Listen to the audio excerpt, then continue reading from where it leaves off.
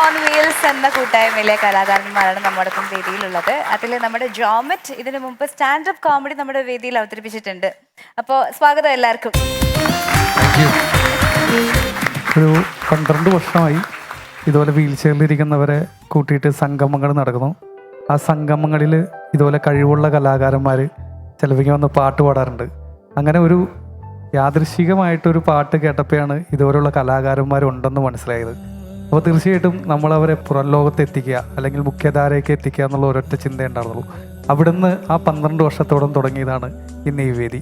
500 വേദികൾ കഴിഞ്ഞു. Freedom on wheels ഈ സംഘടന ഗാനമേള ട്രൂപ്പായിട്ടും നാടകമായിട്ടും, കൂടാതെ ഇന്ത്യയിലെ ആദ്യത്തെ വീൽ ചെയർ നാടകം ഛായ എന്ന് പറഞ്ഞിട്ടൊരു നാടകം, ഇന്ത്യയിൽ തന്നെ ആദ്യത്തെ വീൽ ചെയർ നാടകം സുവർണ തിയേറ്റേഴ്സിൻ്റെ കീഴിൽ ഞങ്ങളാണ് വേദിയിൽ എത്തിച്ചത്.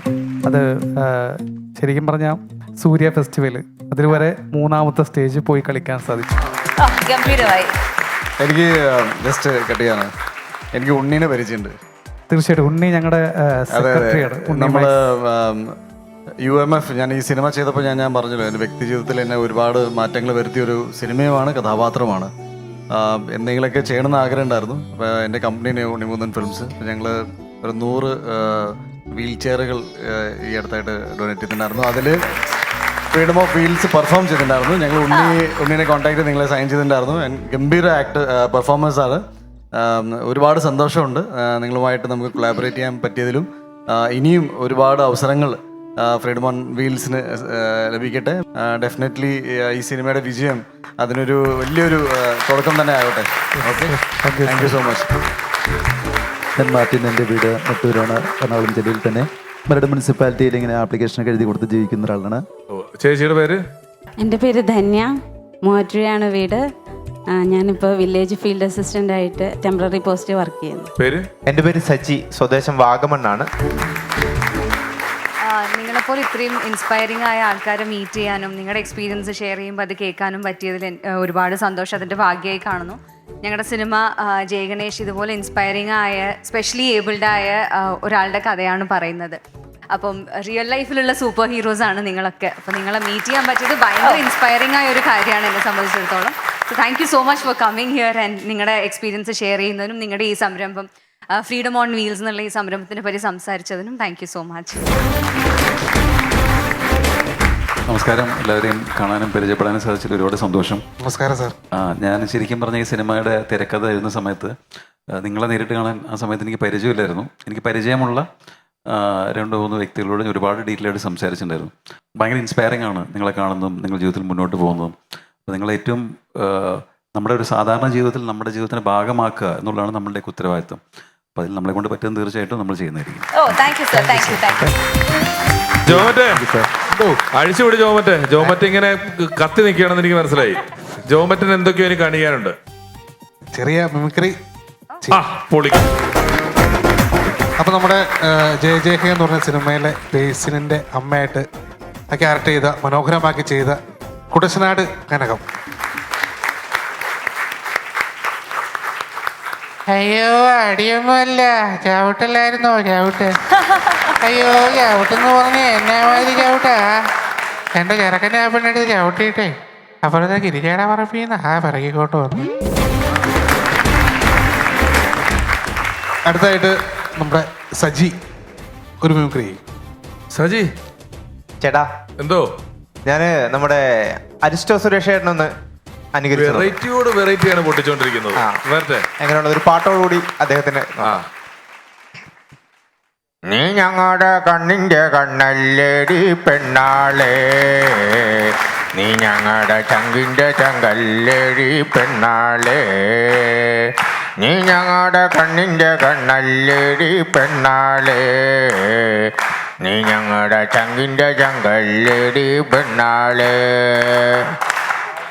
അയ്യോ സാറേ, ചൊറിയുന്നു സാറേ, ഒന്ന് അഴിച്ചു വിടും സാറേ, പ്ലീസ് സാറേ. നീ ഏത് വിഷു വന്നാലും ഞാൻ ചട്ടിയിട്ട് പുറത്തിറങ്ങത്തോളൂ സാറേ. അയ്യോടാ, എന്നാടാ, കണ്ടോടാ. Thank you. ഇനി നമ്മുടെ രമേശ് ചേട്ടൻ്റെയും ഉണ്ണിച്ചേട്ടൻ്റെ ഒക്കെ ബെസ്റ്റ് ഫ്രണ്ടായ ബാലച്ചേട്ടൻ്റെ സ്വണ്ടെന്ന്. ബാലയോ? ദൈവമേ, നീ എന്നാ കാണിക്കേ?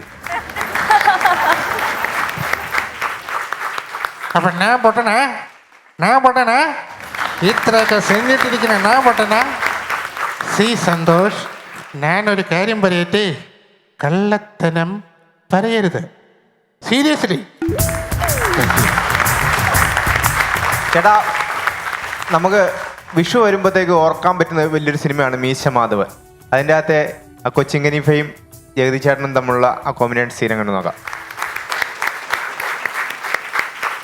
പിള്ളാച്ച, പിള്ളേർ കട കടച്ചത് കുറച്ച് എത്ര കടച്ചോ? വാ, കാണിച്ചു തരാം. കൊണ്ടുവന്നിട്ടുണ്ടോ?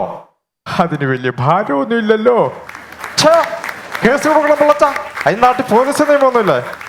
തിരുവനന്തപുരത്തേക്ക് വിളിച്ചു ചോദിച്ചാലോ? Thank you. അപ്പോൾ നമ്മുടെ ഒരു പിന്നണി ഗായകൻ ജാസിർ സാറിന്റെ ശബ്ദം ഒന്ന് അങ്ങനെ ഇരിക്കാം.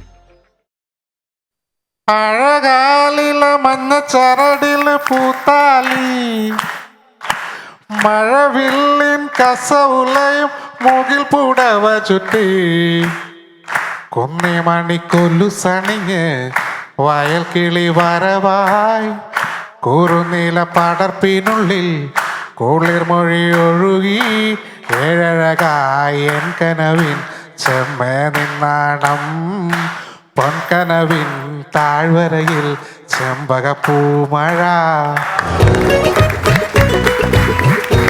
അടുത്തതായിട്ട് നമുക്ക് നമ്മുടെ ഈ അടുത്ത കാലത്ത് നമ്മൾ വിട്ടുപിരിഞ്ഞ നമ്മുടെ വലിയൊരു നേതാവ് ഉമ്മൻചാണ്ടി സാറിനെ അങ്ങനെ നോക്കാം.